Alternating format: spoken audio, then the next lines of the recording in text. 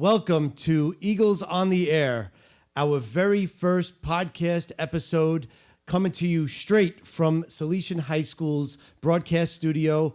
For this inaugural episode, I have a very special guest with me, Salesian High School's president, Father Jim Heuser. Father Jim is in his third year as the president of Salesian High School. We're going to be talking about all things Salesian.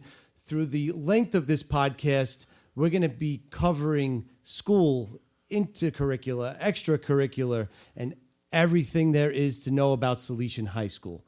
We're going to jump right into it. And Father Jim, first of all, welcome. Thank you for being my first guest. Thank you very much, Steve. You're a master communicator, and I have great confidence speaking with you today. Everybody we bring on the show, I think I'm going to ask them the same question. And I'm going to start it with you, Father Jim. What is your Salesian story? What brought you here? And what's your history of all things Salesian? My history of all things Salesian High School is that I knew of Salesian High School before I was assigned here to serve as the president. So from 2003 to 2009, I lived on the property here, but up the hill.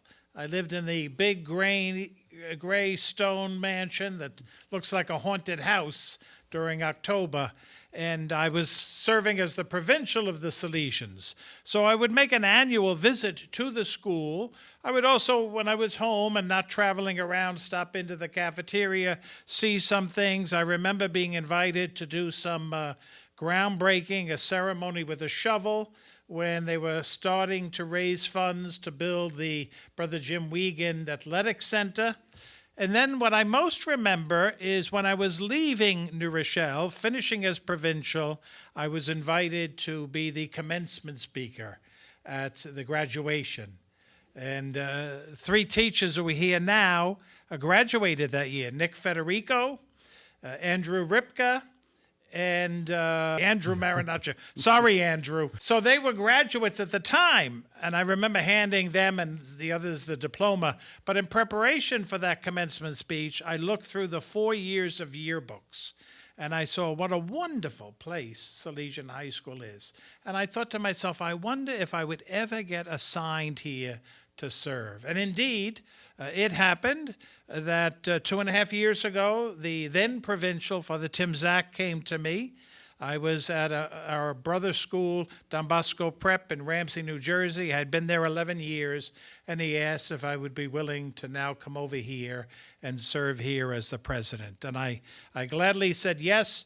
I moved over. The first day I arrived, the place was filled with campers, Camp Echo Bay. But what struck me again were the students who were serving as counselors. Outgoing, friendly, welcoming, and I knew after that first day I was home. That's awesome. And to go way back when, because me personally, this is my 18th year at Salesian High School, so I remember those days in 2009 very well. That class at 2009, including those 3 teachers, Mr. Ripka, Mr. Marinaccio, and Mr. Federico, they selected me as their Grand Marshal. I still have the plaque in my office. One of the most proud things I've had happen to me in my tenure here at school. And I was there for the groundbreaking. Yeah. I was there when Father Jim was the provincial. Before we started filming here today, I even said I found old pictures of that on my phone, of that event, saved on like a Google Drive on my phone. But awesome time back there at Salesian, yes. Putting myself in that place 12 years ago. It's been a pleasure to have you working here with us as a colleague for the last 3 years. Thank you. I've been blessed to be here. What absolutely. A wonderful place. And over the last 3 years, specifically, so many good things, great things, have happened to our students, to the campus, to the physical building. And I just want to run over a few of those with you. One of the first things you did when you got here was take a tour of the whole place. I think we all walked around and we said, all right, what can we upgrade about this? And one thing you need to know about Father Jim is he is a mover. So you want to get things done, Father Jim is your guy. But one of the first things we did was convert the cafeteria. If you're an alumni out there watching or listening, you know that cafeteria has been that way and looked like that for years.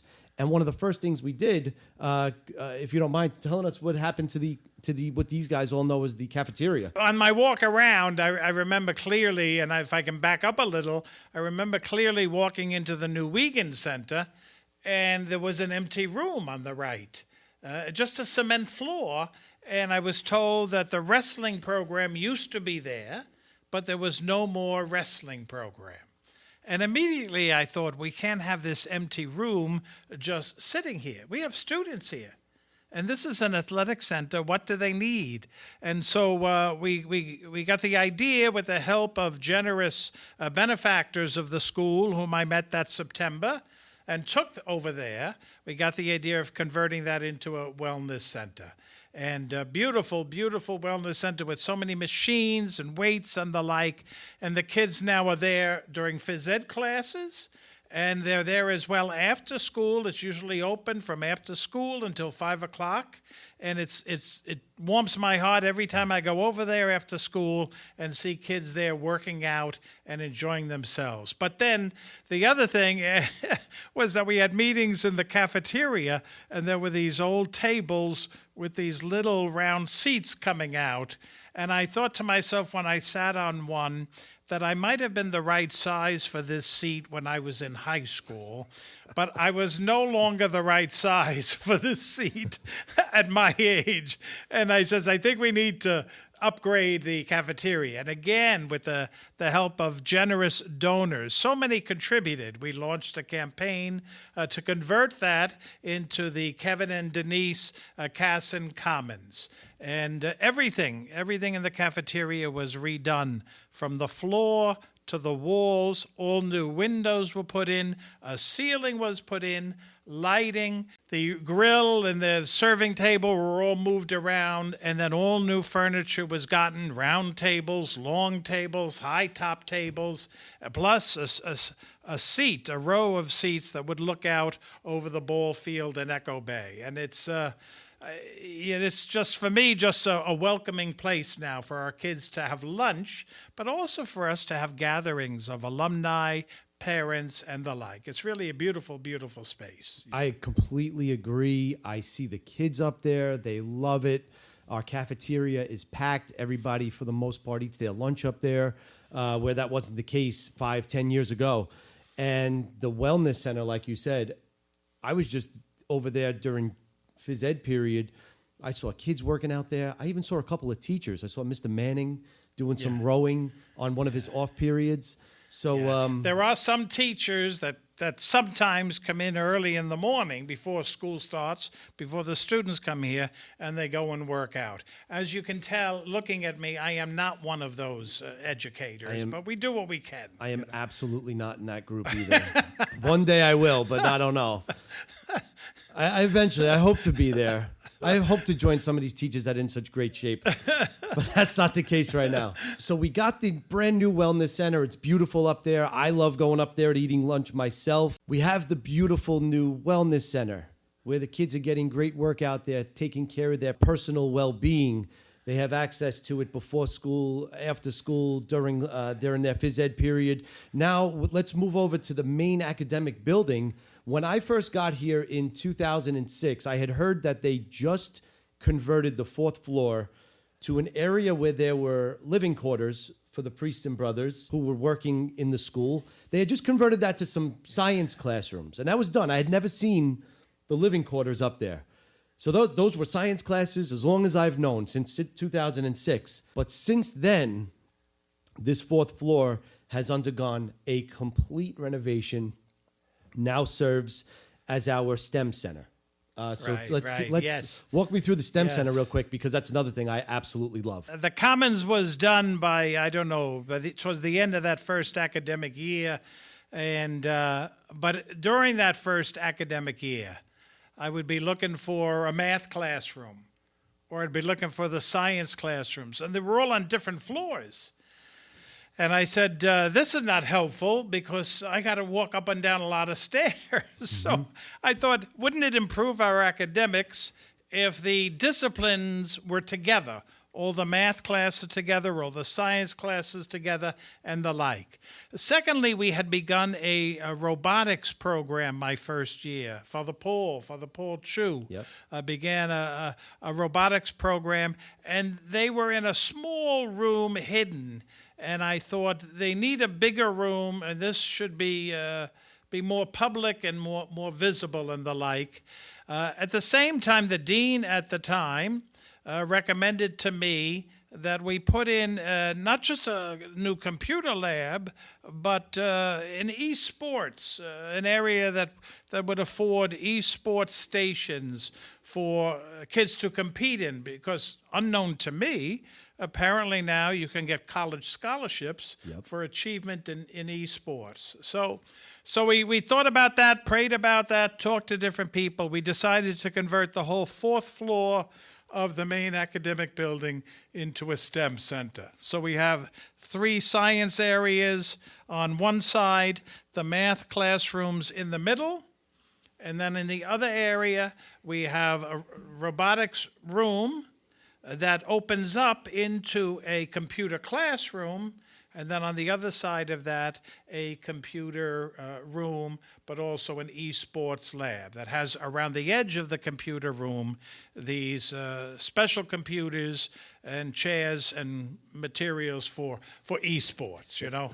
So at any rate, the kids enjoy it, and the kids are making good use of it. But I think the whole area of science and math and computers is moving forward in the curriculum because all those teachers are together, you know. So it's been a good thing. Yeah, very good thing.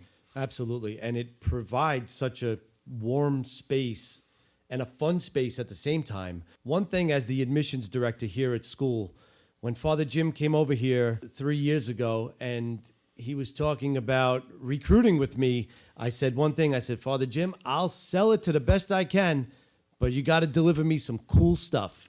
Well, and I think over those 3 years, we got a lot of cool stuff. But more importantly, like he just said, our teachers are making great use of it. Our students make good use of it. And I still take something to heart that Father Jim said when he first got here. Whenever a decision at Salesian High School is made, the question in the back of our minds is, how does this benefit the student? So everything here is student-centered. Even this room we're in right now, the broadcast studio, we're in our section here for the podcast, which I think looks great. But off to the side is where our students in the morning film AM Salesian. So that's my segue down to the 3rd floor. Okay, so we just, this past summer into the fall, converted our 3rd floor to a center for the humanities. Keep on going, Father Jim. Keep on going. We did a lot of construction over here. I keep providing you new things to sell, and I see you smile more, and you give tours, and people are in awe of what they see here. And then you say, what are you going to do next? What are you going to do next? So with that in my mind, I thought, well, we've got the STEM center upstairs. We need to move forward to the area of the humanities, group those classrooms together, have the English classrooms together, have the social studies, history classes together, and the language classes together. But in addition, I felt it was important for us to improve not just the classroom space, but to introduce a few special rooms. So the library, which was beautifully renovated, I don't know, maybe 15 years ago before I got here, maybe longer, it was not being used. It was basically an empty room for most of the day. And so the thought became to distribute the library throughout the school. So to put the social studies books in the social studies wing, now that we had one. But the English books in the English classrooms, where they would be used more, kids would have greater access to them. But the science books and whatever math books there were, not many, or computers, put them upstairs, up in the STEM center area, you know. So we dispersed the library, just keeping one wall of the original library of books. We dispersed them out and then made that room what we call a learning commons. Mm-hmm. It's got a gigantic, I don't know what you call it, a video board or something. I think unofficially we call it the Jumbotron. The Jumbotron. Unofficially. Unofficially, well. So that's on the wall. But then we have individual cubicles for individual study. They can go there in the morning when they arrive. They can go there after school, or they can go there during periods if need be. But also then we put in work tables higher than a regular normal table.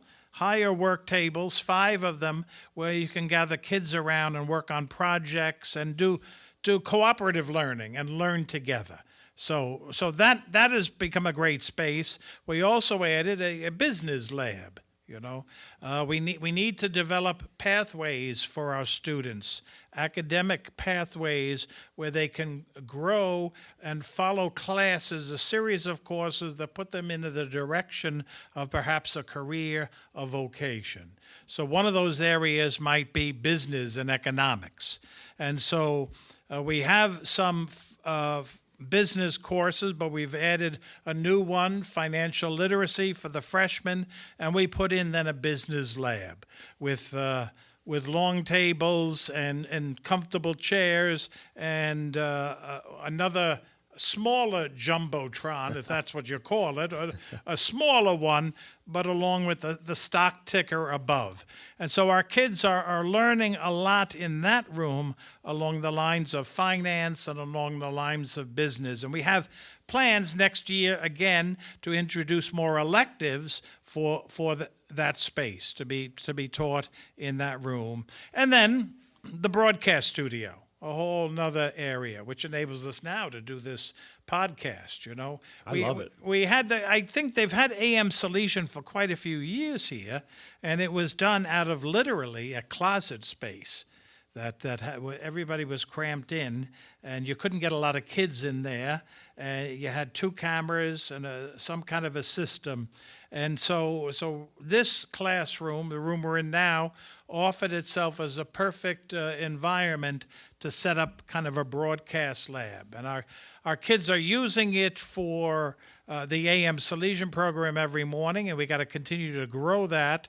They're also using it for some sports broadcasting stuff. We're using it now for these podcasts, and we got to continue to develop programs in the area of communications and broadcasting for our kids, for those who want to perhaps pursue a career, a vocation along those lines. It's so important because we aim to get them a little bit of direction before they get to a college, Yes. as opposed to getting to a college and trying to figure out what they want to do at that level. So I love the idea of getting a few disciplines in front of them at the high school level. And let's say, you really enjoyed business class with Mr. Taveras. Maybe that's something I want to study in college, and they got those roots here.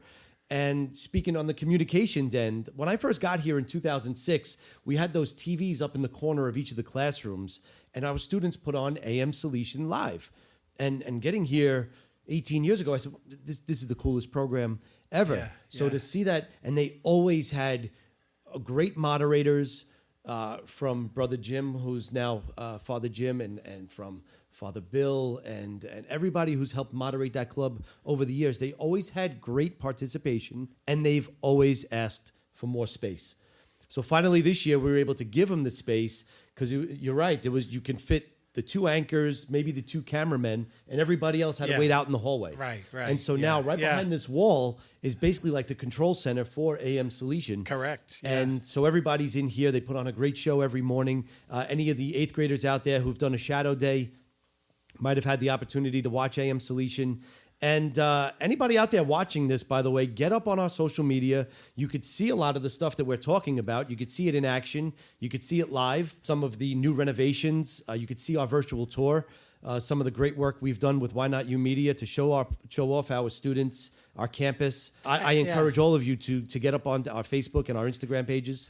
And we've had over the years, I've learned since being here, we've had alumni, graduates who have gone on to find careers in broadcasting. And I think naturally of Mike Breen, who graduated from here, I'm not even sure what year, but graduated from here and has been a spectacular NBA sportscaster. No? Absolutely. Yeah. I think also of another alumnus out in California who's the head of Marvel Studios. Yep. You know, and those are just two. Others have left here and gone into the field of communications and broadcasting. So this hopefully develops a stronger pool of kids who learn they might be interested in this and then go out from here, pick a good college to study it, and go further in this field. Yeah. I'm like crazy optimistic in that area too, because I watch some of the stuff they do, and our students who basically run this program, they're so creative, they're so good behind the computers,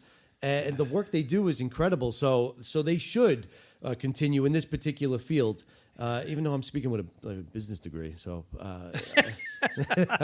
but the creativity out of these guys is awesome. And eventually, we want to try to get some of these kids involved in this podcast. Either they can shadow Why Not You Media, who's filming us today, and figure out how to work behind the camera. So we want to give them all that hands-on experience, all of it at the high school level, all of it on this beautiful campus with all these beautiful renovations. And it's never over. So we're constantly thinking about evolving and fingers crossed, nothing in stone. But next up, we were talking about a Center for the Arts. Flaherty Hall, named after, a Salesian icon, John P. Flaherty, who worked here for 50 years, maybe slightly over 50 years, and came as a biology teacher and a hockey coach, and then moved through different positions in administration up to being principal, and served as principal for many decades. Beloved, a man beloved.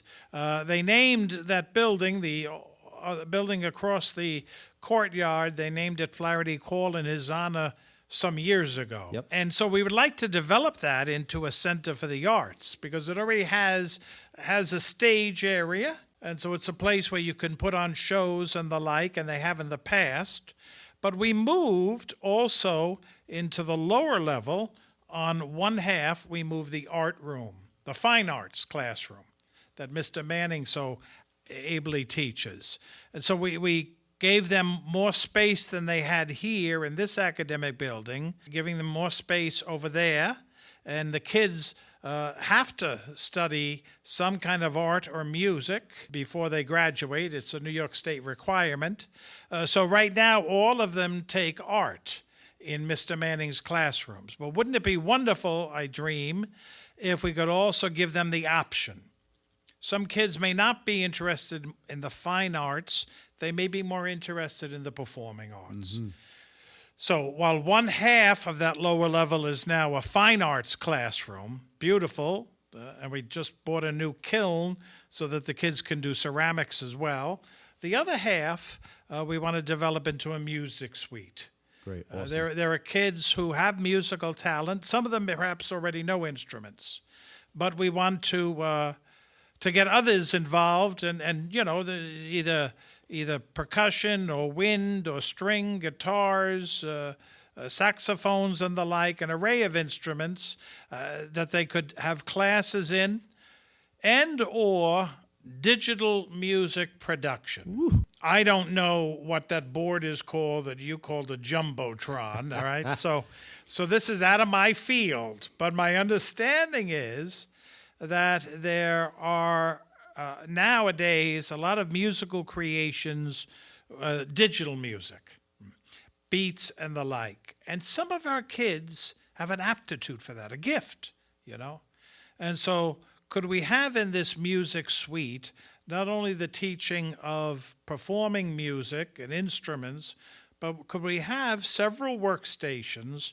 for those kids who could delve into musical technology, or create musical pieces through the computer? So that's our aim. That's our next dream, that we're hoping to be able to gather funds from our benefactors and friends in order to convert that next over the coming months into a musical suite. We got to keep developing, keep growing. I'm telling you, this is Father Jim. Keeps on getting me cool stuff to sell. I love it. And of course, back to what I said before, all of this stuff benefits the students of Salesian High School. They are, like you said, Exactly. they're musically inclined, they're technologically inclined, and we want to deliver the absolute best for them so they can build on all their gifts. Yes. It's funny, you come here, you're new, you're a fresh pair of eyes, so you come into the school and you see yourself giving kids tours or families tours, and our own kids giving tours, shadow for a day. And then you wonder why some of them do not come. Mm-hmm. And so I keep my ears open. What are they looking for that we do not provide, you see? We have to provide a strong academic program, which we do, but it's got to grow. We have to provide a safe environment, which we do. We a very safe environment. But we also have to provide opportunities for kids with different talents or different needs to be helped. Because this was Don Bosco. St. John Bosco always started from the needs of the kids in front of him. And so that's another thing that we kind of began here 2 years ago, really. Part-time, and now it's a full-time program, was for students with learning needs. Mm-hmm. You know, there are a number of students who have different learning needs. Not that they're not intelligent. No, they are. But they learn differently than the majority of other kids. Yep. And so we needed a space for them and a teacher for them to assist them in particular.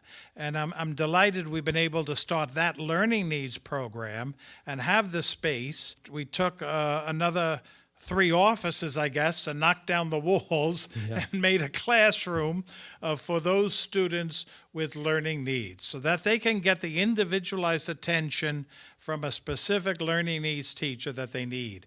And God willing, we're adding to that staff a second teacher so that more kids will be able to be helped by that. But that's Don Bosco's way. What do the kids need?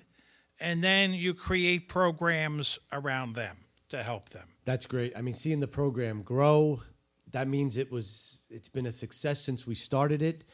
We're giving the students the help they need, the guidance they need. It warms your heart to be able to offer this to students right here.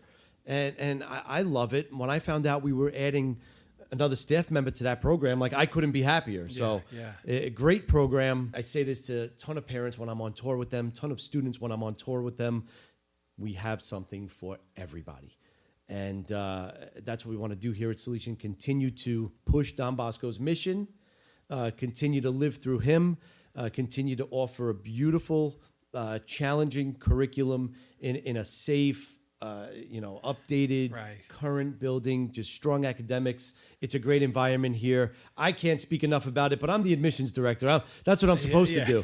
But it makes my job incredibly easy. And even something like this podcast here. So this is our first episode, hopefully the first of many. I mean, I started off a little nervous, but I kind of I kind of evened out a little bit. This is good. I can't wait for the next one. Well, because you're talking about what you love. Absolutely. And you love Salesian. Yes, the school is over 100 years old, right? Founded in 1920. And as I like to say to visitors when they come, we're not good because we're old. We're old because we're good. And how do you stay good? You stay good by continuing to develop, continuing to change, and continuing to serve the needs of the kids who come here now. We can't offer to the kids who come here now what we offered in 1945. It was great in 1945, but we need to offer for the kids of this millennium or the 21st century, a real 21st century education. So I'm delighted to be here. The kids are wonderful. The faculty and staff are all wonderful. And the focus on the kids is so evident to me. Delighted to be here and help Salesian continue to grow so that we're here for another 100 years. I hope to God that I'm here for each of those next 100 years. I can't imagine what the podcast is going to look like in 100 years. But this has been a lot of fun. It's like I said, our first of many. I love that. That might be our tagline for this podcast. We're not good because we're old. We're old because we're good. I like that. If you hear that in future episodes, know that I borrowed that from Father Jim. But thank you for being my first guest. It's been informative. It's been fun. And again, I look forward to future episodes of Eagles on the Air. Thank you, Steve. Happy to be with you, always. Thank you, everybody.